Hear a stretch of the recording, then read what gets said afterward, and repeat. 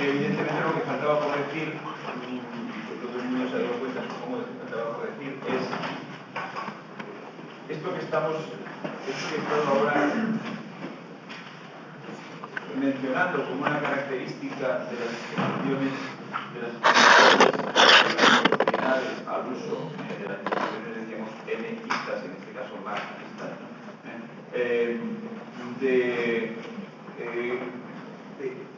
En este punto concreto que estábamos mencionando, sí que de alguna manera considerar dentro de esa construcción que nosotros estamos tomando como una construcción lógica y por lo tanto como algo invisible, ¿no? Dentro de esa construcción que decimos es en realidad toda la obra de Marx de la que estamos hablando, de todo el capital, incluso como inacabado, es decir, lo que llegó a esa tendencia a diferenciar ahí dos aspectos, o dos niveles, o dos partes, o dos componentes, que serían conceptos de algún tipo referentes a la historia en su conjunto, por lo tanto, algo así como una concepción de la historia misma, en general, un conjunto de la historia frente a la descripción particular, usando de ese, entre comillas, método, como se le quiera llamar, pero que sería la descripción particular del fenómeno modernidad. Esa distinción entre esos dos niveles, he insistido hasta la saciedad en los minutos inmediatamente precedentes, que eso no es sostenible. He explicado por qué eso no es sostenible. Primero, lo he explicado, pero he explicado que eso no es compaginable con cómo estamos describiendo la cosa hasta aquí, o sea, compaginable con el carácter de ese proceso lógico, por tanto, indivisible, de tal forma que si se dan las premisas, se tienen que dar también las consecuencias, y si no se dan las consecuencias es porque no se están dando las premisas, etc., ¿no? Por una parte, he insistido en eso, o sea, en la incompatibilidad de eso con lo que estábamos formulando hasta aquí, pero además he insistido en una serie de indicios que cualquiera puede observar, nada más que poniéndose a leer el texto, pero enseguida, además ya desde las primeras páginas, de que eso de que esa argumentación no sea compatible con lo que estamos exponiendo aquí no es ningún argumento contra lo que estamos exponiendo aquí, porque es que esa concepción es incompatible con la marcha del texto en muchos otros sentidos, ¿no? Por ejemplo, eso de que desde el principio se ve que el texto, que la estructura teórica del texto, la estructura lógica del texto parte de cero, como el punto de mercancía en punto, o sea, ni formula ni invoca como formuladas en otra parte o como a formular en otra parte premisas de carácter más amplio, ¿no? Por lo tanto, que no hay allí no se reconoce para nada en ningún momento esa distinción, ¿no? Eso por una parte, ¿no? Y por otra, empezando, repito, la lectura en la primera línea del capítulo primero del texto primero, eso por una parte, y por otra parte el hecho de que no hay en ningún otro lado una construcción comparable, ¿no? Ni hay ni se postula que tenga una construcción comparable, pero que debe ser el capital, es decir, la sociedad moderna, la sociedad moderna, dejarlo ahí un momento, pues sea lo que sea, es decir, algo que pueda formarse como fundamental de alguna otra construcción histórica, ¿no? Bien. Bueno, ¿qué tiene que ver eso? ¿Qué tiene que ver esa instalación que, por lo que he dicho, parece espuria, parece gratuita, parece, digamos, anti-hermenéutica, parece de mala interpretación o mala lectura, ¿no? Parece externa a una verdadera lectura, ¿no? ¿Qué tiene que ver esa instalación de esa cuña que diría entre un aspecto general, una metodología general para los fenómenos históricos y la descripción particular de la sociedad moderna o del mundo de la modernidad? ¿Qué tiene que ver eso con el que se haya producido esa intervención tan desgraciada de desdoblar de vuelta el concepto en dos traducciones, de desdoblar de vuelta el término en dos traducciones diferentes? Eso lo hemos visto como tan absolutamente artificial, eso no solamente porque es un término técnico y hay que mantener la unidad del término técnico, sino porque además ese término técnico es traducción de ida, digamos, de latino o inglés a alemán, de algo que en latino o inglés es una sola palabra, porque a la vuelta a haber dos, ¿no? Porque a la vuelta salen dos. Bueno, ¿Qué tiene que ver eso que hemos dicho, el desdoblamiento en dos niveles, el aspecto histórico general, en referencia a la descripción de la sociedad moderna? ¿Qué tiene que ver eso con que se desdoble el término de Gesellschaft en las traducciones, muchas veces en los términos civiles, por ejemplo, ¿no? Pues lo que tiene que ver es que salta a la vista si seguís, quizá no solo, las traducciones quizá no solo del Capital,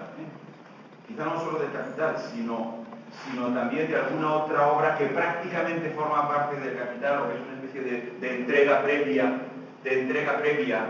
de lo que luego se completaría con el Capital. Y estoy pensando, por ejemplo, en una obra unos pocos años anteriores, del año 1859, por lo tanto es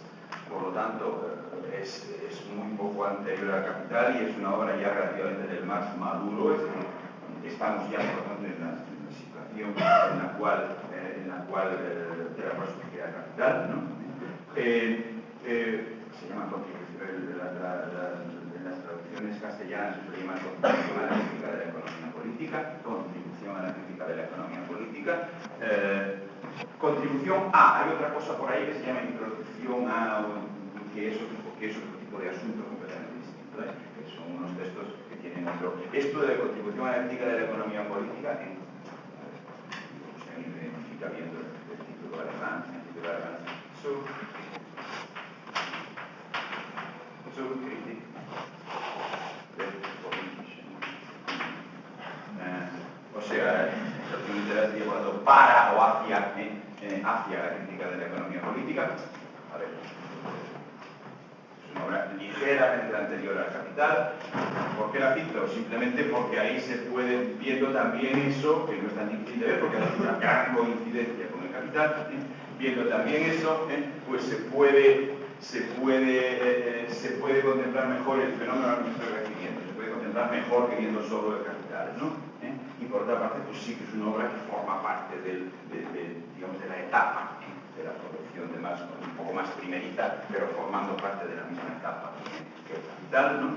Entonces, si uno se fija, observa que el término, cuando el término se traduce, podéis dar por hecho, aunque no sepáis alemán, que cuando aparece uno u otro de los dos términos, el término alemán es el mismo, ¿no? Y si no, pues aunque no sepáis alemán, pues podéis buscar un ejemplar en alemán, buscar una palabra determinada, pero eso no hace falta a menudo conocer la lengua original, ¿no? Suele ser parte de una palabra, ¿no? Podéis observar que digamos, cuando el traductor traduce por sociedad burguesa, digamos, el traductor se conforma, con que eso se esté refiriendo a lo que llamamos la sociedad moderna, ¿no? Bueno, o sea, el traductor se conforma con que eso se esté refiriendo a la sociedad que hay en el siglo XIX, etcétera, etcétera, ¿no? ¿De acuerdo? O sea, el traductor se conforma con que eso se esté refiriendo a la sociedad en la que Marx se encuentra, ¿no? Se esté refiriendo, digamos, a la sociedad actualmente vigente. Actualmente quiere decir en el momento en el que Marx escribe y probablemente también en el actual, ¿no? Mientras que cuando el traductor traduce por sociedad civil, tiene alguna pretensión de darle una carta más amplia.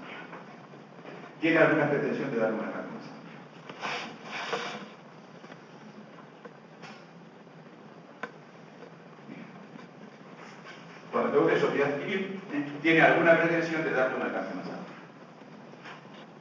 ¿Cómo de amplio? Pues ahí está, ahí queda todo en una cierta ambigüedad. ¿Cómo de amplio? Es verdad, queda en una cierta ambigüedad. No he visto nunca que se hable de la sociedad civil azteca, por ejemplo, ¿no? O de la sociedad civil de la época de Cromañón. No lo he visto nunca, ¿no? Pero queda una considerable indeterminación, ¿no? O sea, tampoco se acepta que sea solo la modernidad. ¿De acuerdo?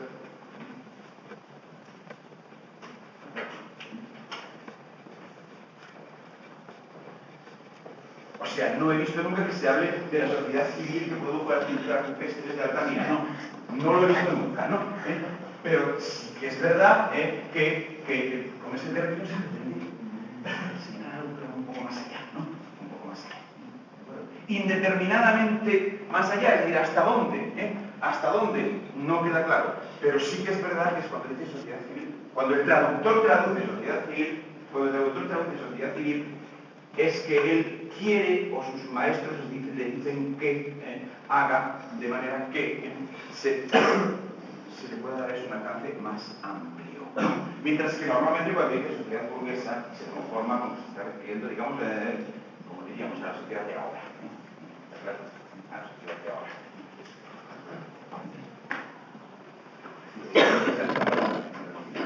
Pero además es la misma palabra, alemana, traducción de la misma palabra latino-inglés. Es la misma, o sea, no tiene esa posible, es lo mismo.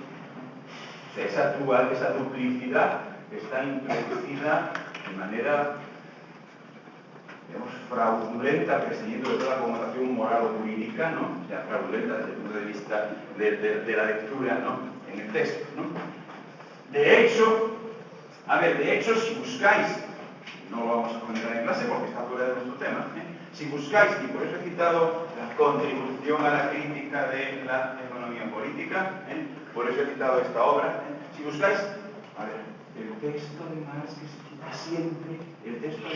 cita siempre, cuando se pretende documentar para el Marx relativamente maduro, cuando se pretende documentar eso de la concepción general de la historia. Cuando se pretende documentar eso de que sería una manera general de entender los fenómenos siempre, que ya es curioso que tenga que ser siempre el mismo, ¿no? O sea, parece que tenga que ser siempre el mismo y además sea una cosa como máximo de 2 páginas y se estira mucho, ¿no? Cuando no es precisamente una cosa que esté muy desarrollada. Y además es un prólogo, y además es un prólogo, y ya hemos quedado en que, en más como en otros muchos autores, los prólogos son publicísticos, no forman parte de la estructura teórica de la obra, ¿no? ¿De acuerdo? Ya es significativo que sea siempre el mismo texto, bastante breve, y además un prólogo, es decir, un texto externo al cuerpo teórico de la obra, y escrito aparte y después, con vistas a la publicidad de la obra, ¿no? Ya es significativo, ¿no? El único texto del más relativamente lo que se cita para documentar eso de la presunta concepción global o general de la historia, manera general de observar los fenómenos históricos, de la cual luego el uso para la sociedad moderna sería una aplicación particular. El único texto que se cita, siempre el mismo, pues es un prólogo que es siempre el mismo. Precisamente es el prólogo, es del prólogo de crítico, o sea, del prólogo de la contribución a la crítica de la economía política. Muy citado. Hay mucha gente que se proclama marxista y no conoce además más que ese texto, ¿no? Vamos a ver, entonces, es un texto muy citado, entonces, es del prólogo, repito, o sea, texto externo, ¿no?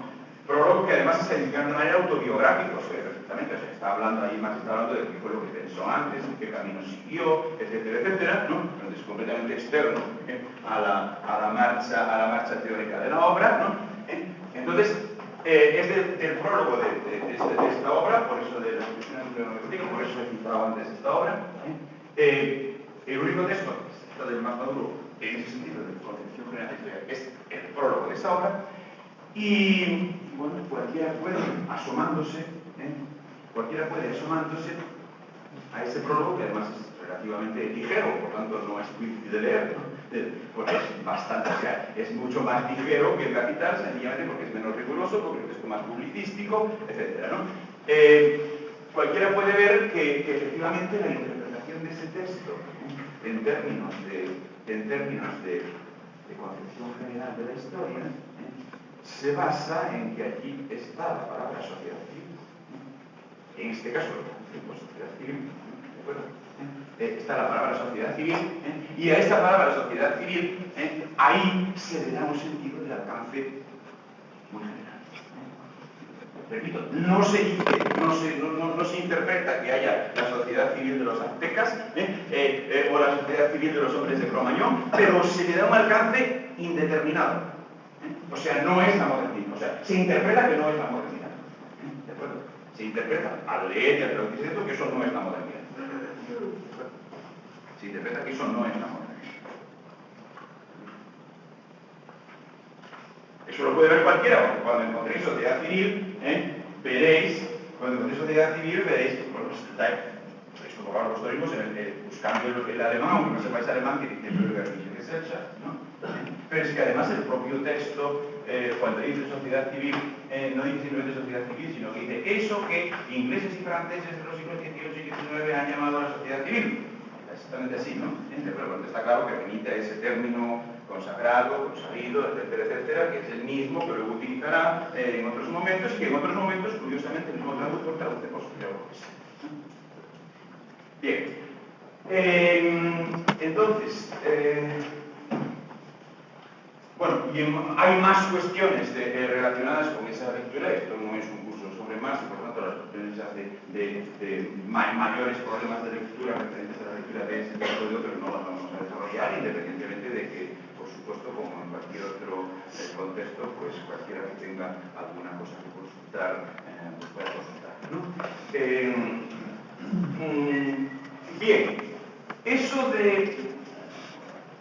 No voy a desarrollar esto, pero sí voy a decir, aunque no sea para que no quede todo tan en el aire, todo lo que no afecta directamente a nuestra temática de este semestre, no quede tan en el aire, sí voy a decir, por supuesto de una manera un tanto dogmática por mi parte, puesto que no pretendo demostrarlo, dado que no es materia de este curso, ¿no? Esto no es un curso sobre otro, ni sobre otro, ¿no?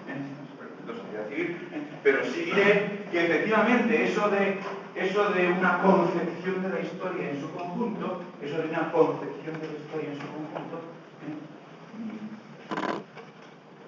de algo así como qué pasa con la historia en su conjunto, el tema de la historia en su conjunto, o leyes o conceptos referentes a la historia en su conjunto, como tal, ¿no? Sigue desempeñando un papel en la trayectoria intelectual de Marx, sigue desempeñando un papel en la trayectoria intelectual de Marx,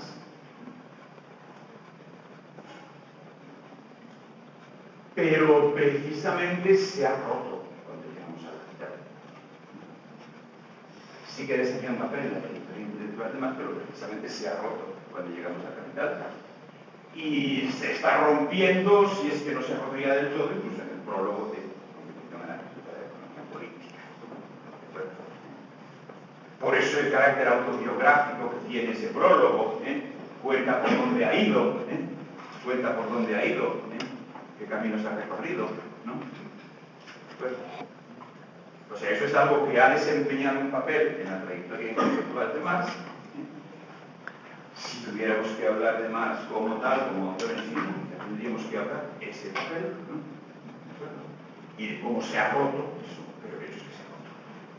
Cuando llegamos al Capital, eso, desde el punto de vista de la consistencia teórica de la obra, no se tenía ya absolutamente ningún papel, e incluso seríamos rompería la consistencia lógica. O sea, digamos, ese concepto pues ha entrado en crisis, ¿no? Hacia otras.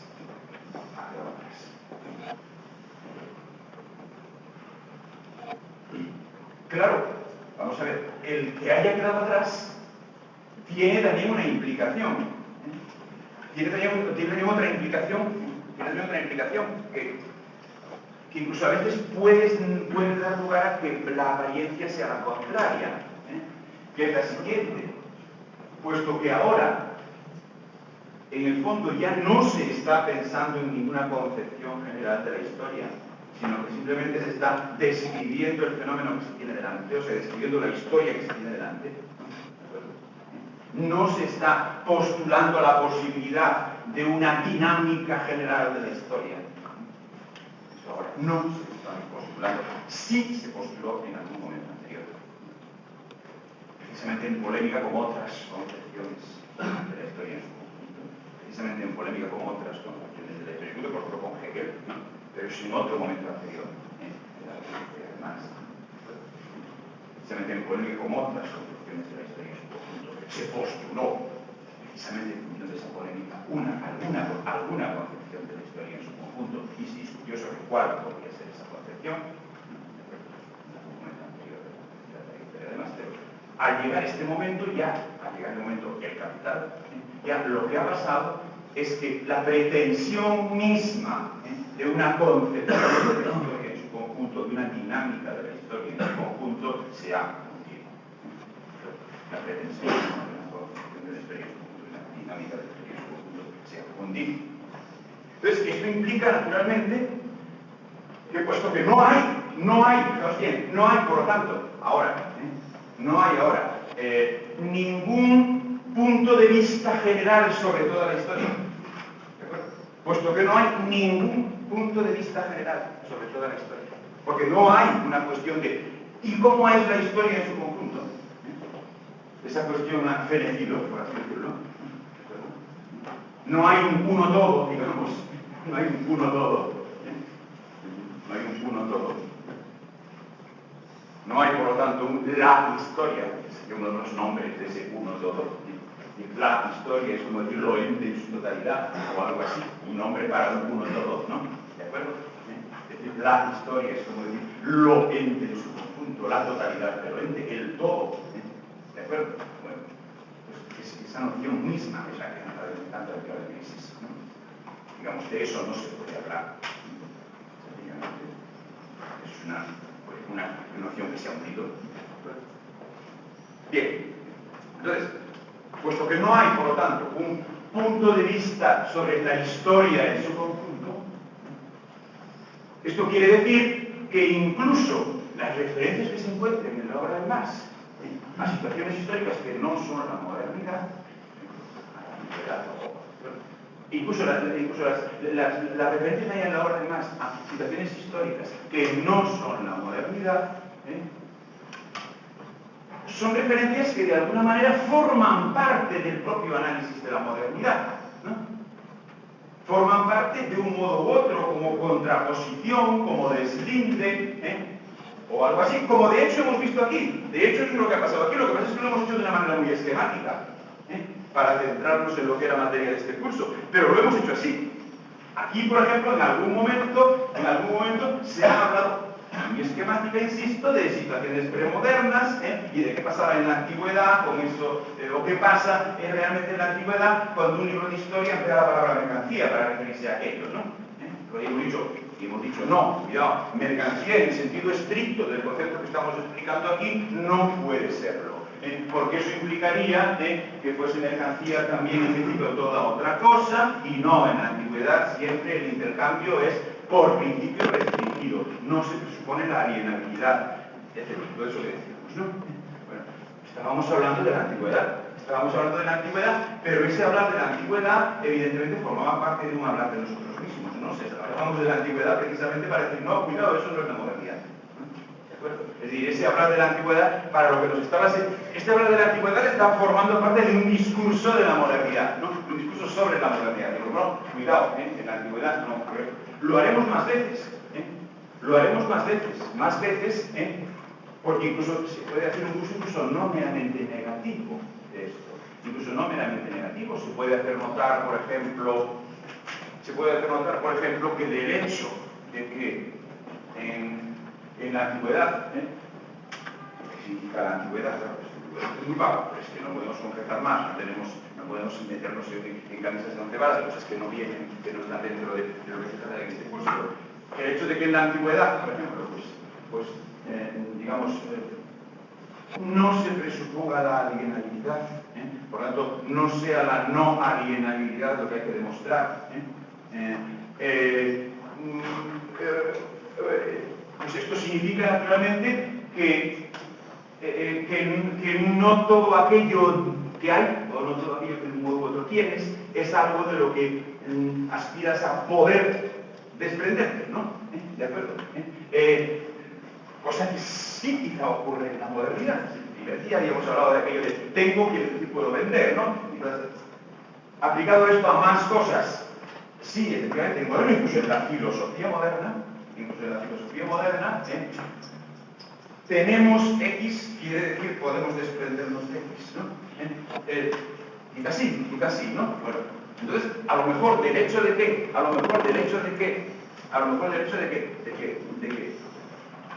no se presuponga ni siquiera, mientras no se demuestre lo contrario, la alienabilidad de cualquier contenido de cualquier cosa.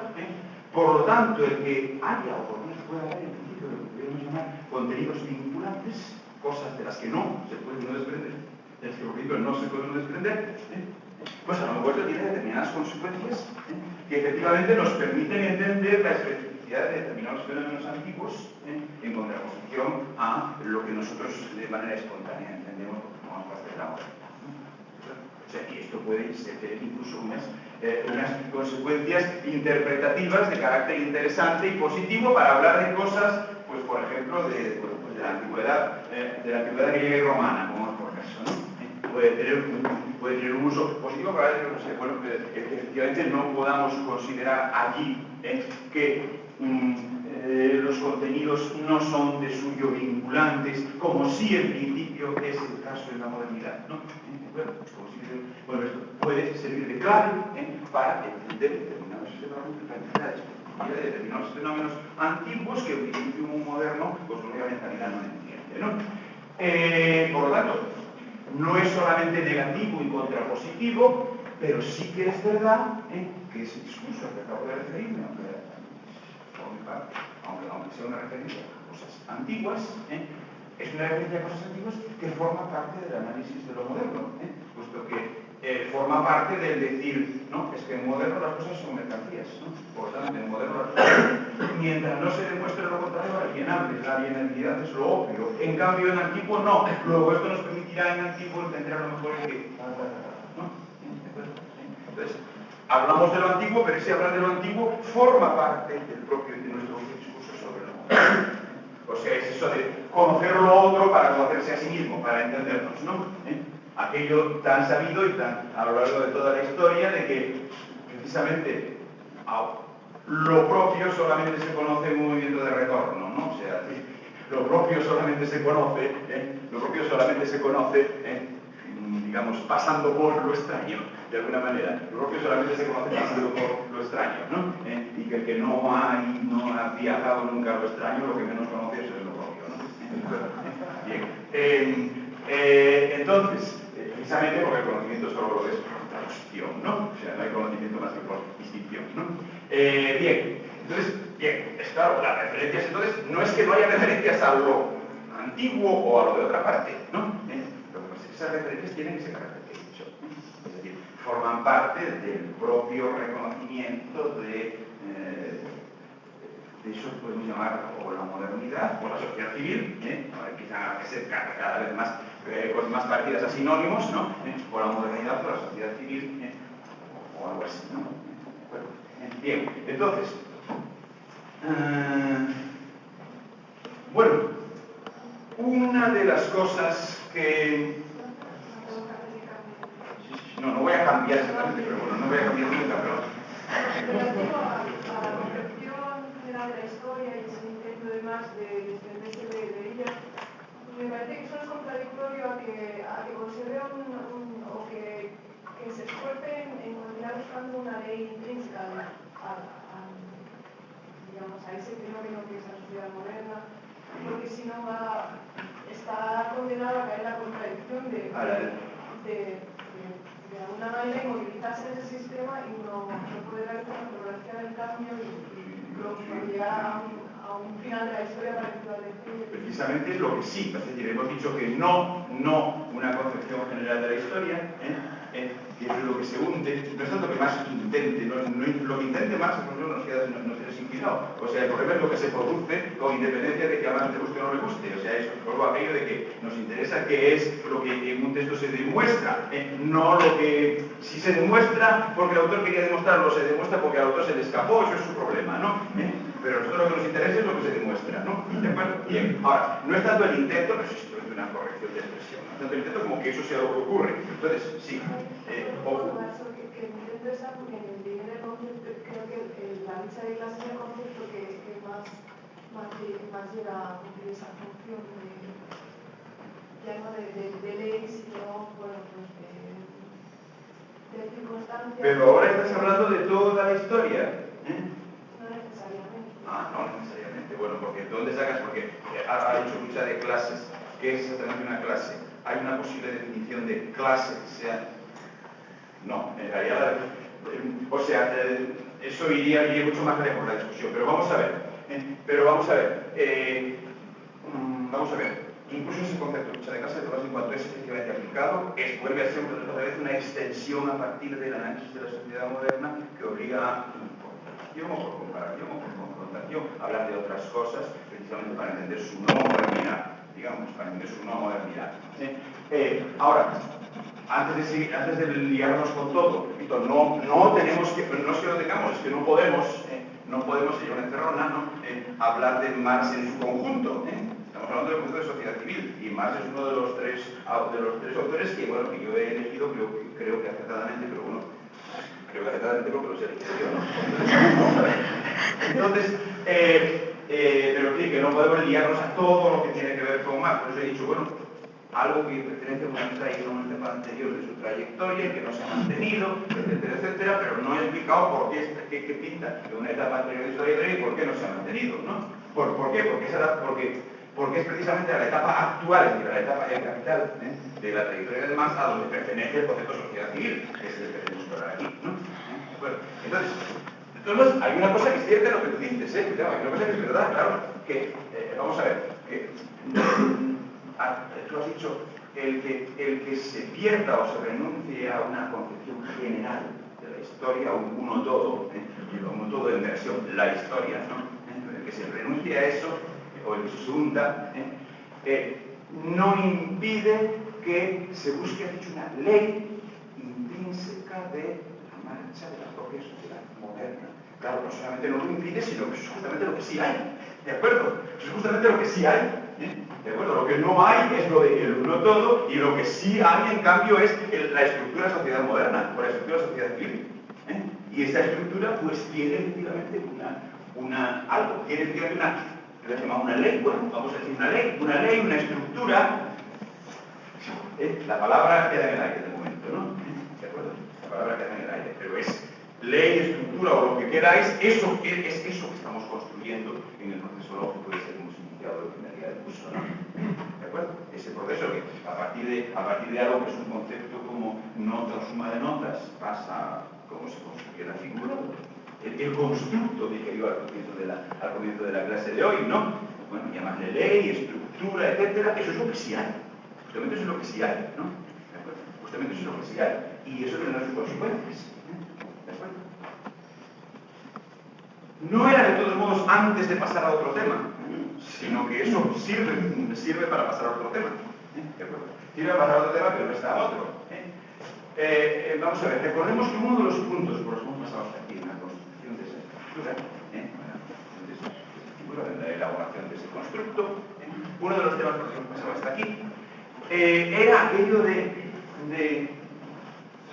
vamos a ver, lo que descubrimos como la estructura en cuestión, o sea, eso que decíamos objetivo pero no físico, ¿no?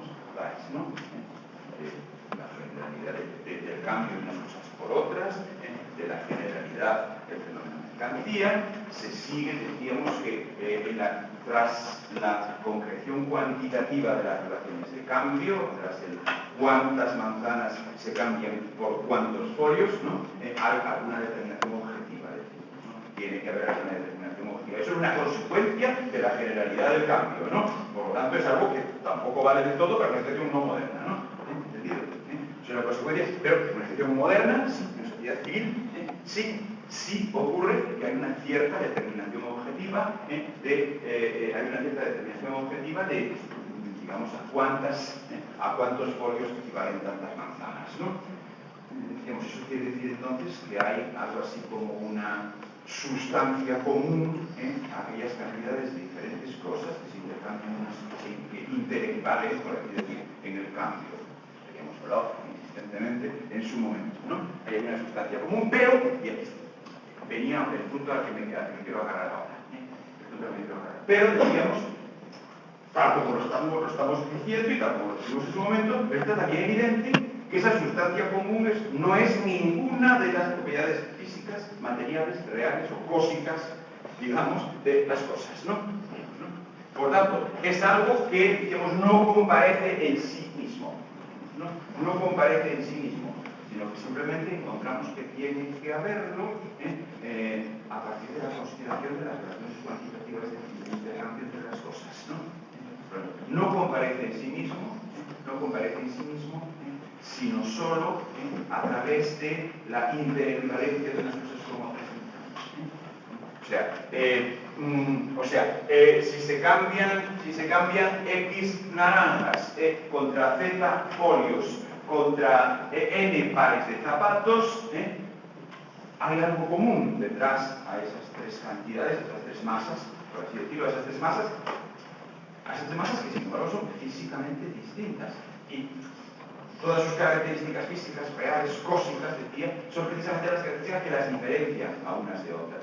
Por lo tanto, eso otro no puede ser ninguna característica física, cósmica, no comparece más que en la equivalencia, no comparece en sí mismo de ninguna manera, solo a través de, descubrirle un análisis como el fondo de las relaciones de equivalencia entre una cosa y otra cosa y otra cosa y otra cosa. Vamos a ver, eso es lo que... Bueno, entonces, esto había introducido un concepto que nos preocupaba entonces y que quedó ahí aparcado y que dije que daría mucha guerra, ¿no? Que sería muy importante, que es eso de una diferencia entre cómo estamos diciendo que es la cosa, ¿no? Que es lo que estamos diciendo que hay, diciendo que hay algo que sin embargo por principio no comparece como tal, sino que solamente comparece en las relaciones de equivalencia entre las cosas, solamente comparece en el hecho de que los folios se cambien por las naranjas por los pares de zapatos, ¿no? Con esto decíamos en su momento, estamos viendo una cosa que de entrada parece una impertinencia y una desmesura, ¿no? Bueno, y que a lo mejor lo es, ¿no?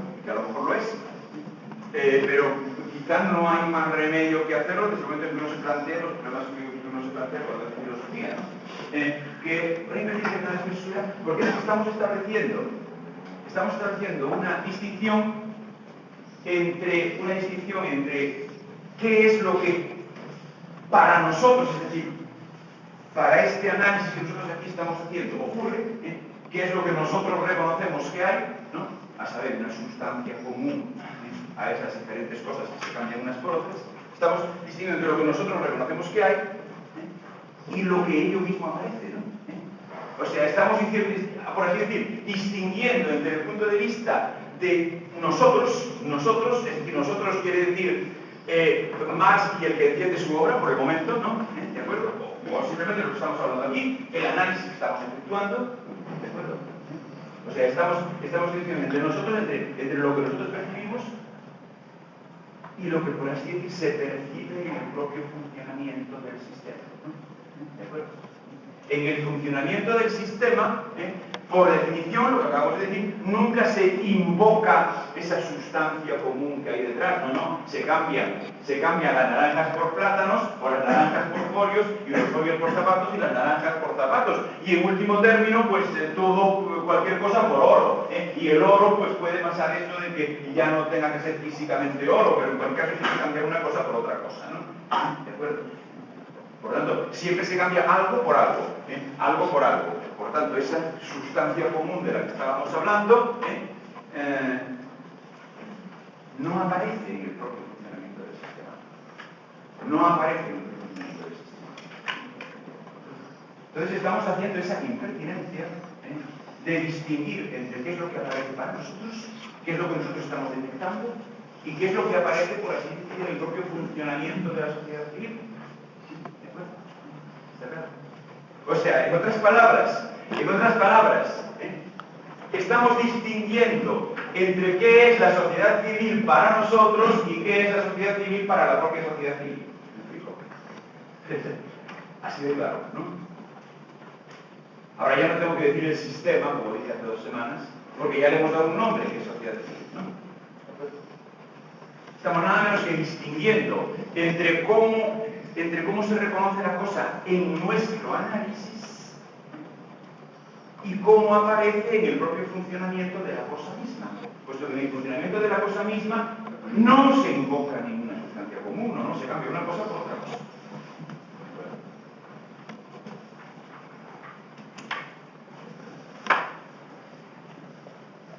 Estamos distinguiendo, pues, entre cómo aparece nuestro análisis y cómo aparece en el propio funcionamiento de la sociedad. Por lo tanto, estamos incurriendo en algo que quizás sea una contradicción. Una contradicción a la que nos hemos visto llevados, que parece ser que viene de la cosa misma, pero quizás sea efectivamente una contradicción. Porque por una parte,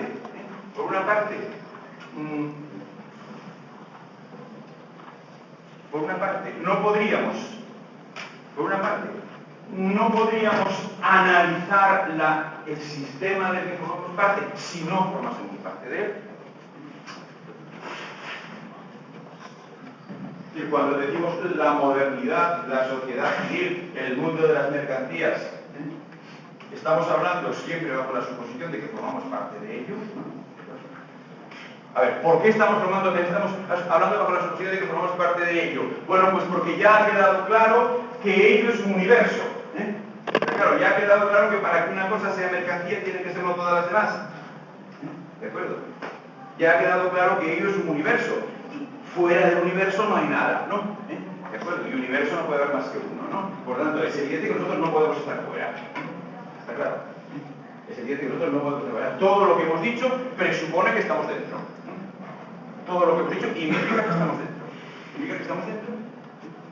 Y sin embargo, al mismo tiempo, estamos estableciendo una distinción entre lo que aparece en nuestro análisis y lo que aparece en el propio funcionamiento de los demás.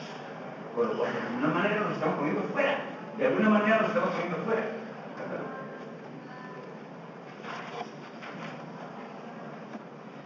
Es decir, estamos admitiendo que estamos hablando de algo que es un universo, que es el sistema de todas las cosas. Porque fuera no puede haber nada y no podemos estar fuera, ¿no? Pero al mismo tiempo estamos distinguiendo entre el punto de vista de nuestro análisis y el punto de vista del propio universo en cuestión. O sea, qué es lo que nosotros reconocemos y qué es lo que comparece en el propio funcionamiento de la sociedad civil, con lo cual sí que nos estamos distanciando. Nos estamos distanciando, insisto, de un modo contradictorio.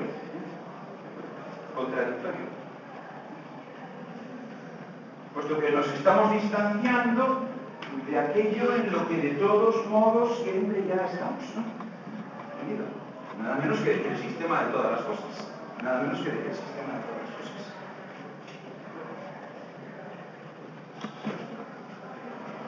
Bueno, este problema sí que no es específicamente moderno. Este problema sí que no es específicamente moderno, quizá. El problema viene de muy atrás. El poder hablar de el juego que siempre ya se está jugando significa al mismo tiempo estar de algún modo fuera de él, pero al mismo tiempo no se puede estar fuera de él, ¿no? ¿De acuerdo? Al mismo tiempo no se puede estar fuera de él. Es un viejo problema que se reproduce aquí en su versión moderna, Bueno, pero este problema se reproduce en su versión moderna, pero igual de problemática que las versiones antiguas que otros resonarán de otros contextos. Bueno, en todo caso, este problema, esta situación contradictoria, pues bueno, tendrá unas consecuencias que serán productivas e interesantes, ¿no? Que serán productivas e interesantes, pero que para nosotros empezarán a ser productivas e interesantes